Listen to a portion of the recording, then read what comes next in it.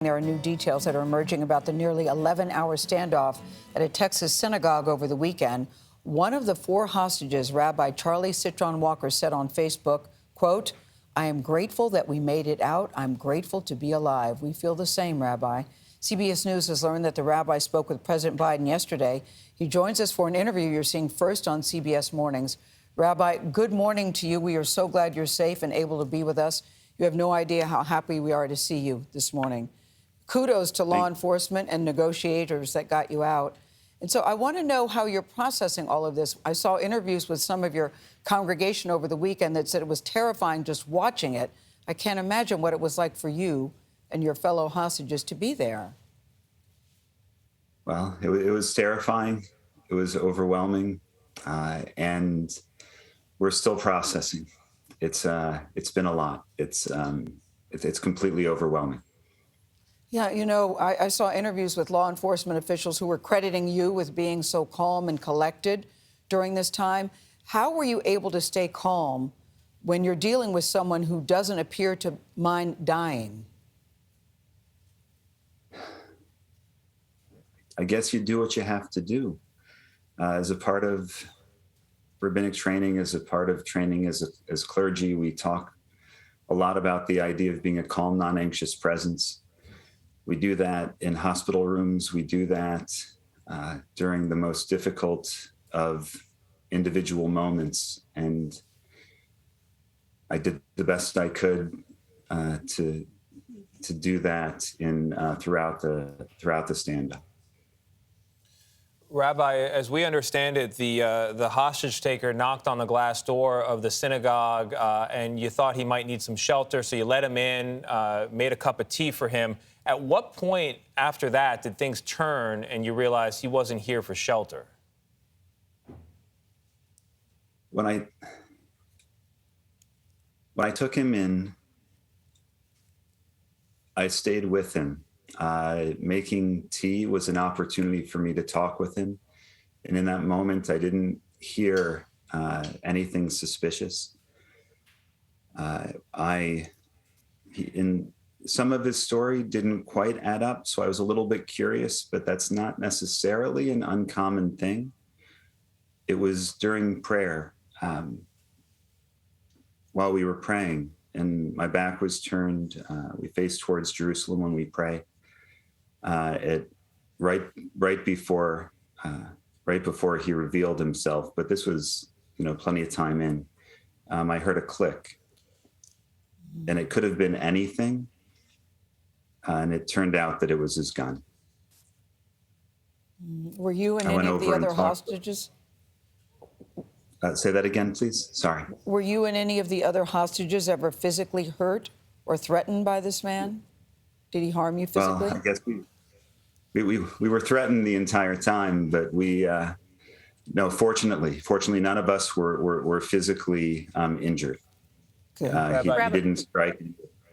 You hear that click, that's got to be absolutely terrifying. I've heard you say that the congregation had training not that long ago for a situation where someone drew a gun, and that's what saved your life. How so?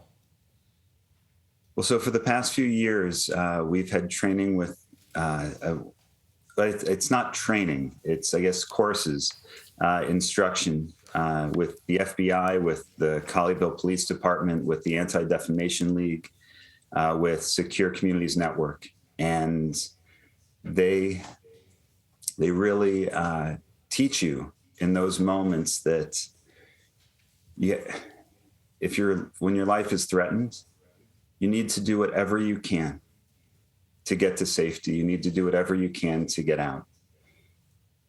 And Rabbi, as he was, go ahead. Sorry.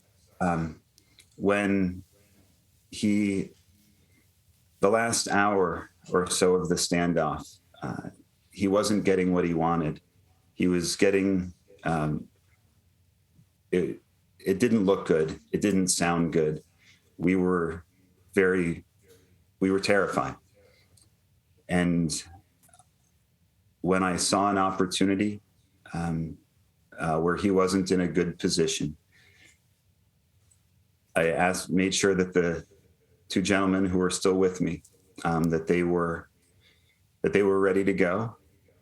The exit wasn't too far away. I told them to go. I threw a chair at the gunman, and I headed for the door. And all three of us were able to get out without even a shot being fired.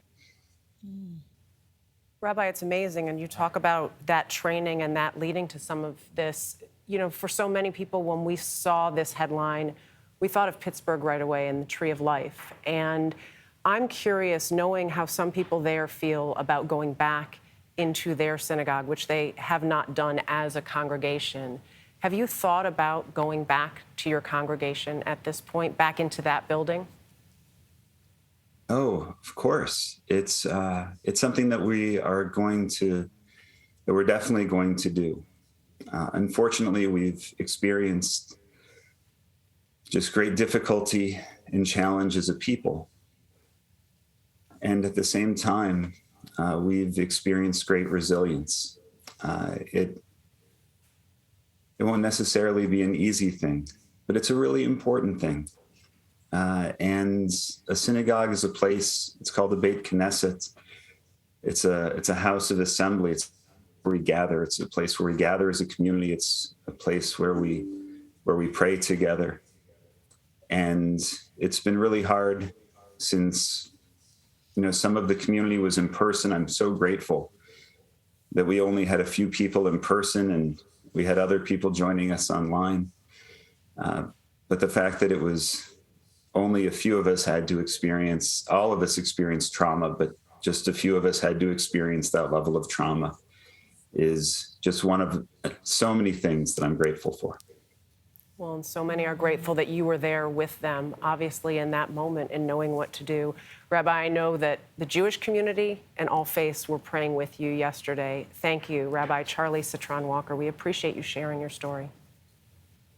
And I just want to give thanks and appreciation for all of the love and all of the support from the Jewish community, my people, from the Muslim community, from the Christian community, from all faiths, all backgrounds, friends, acquaintances, strangers, all over the world. It's truly been overwhelming. Thank you so much.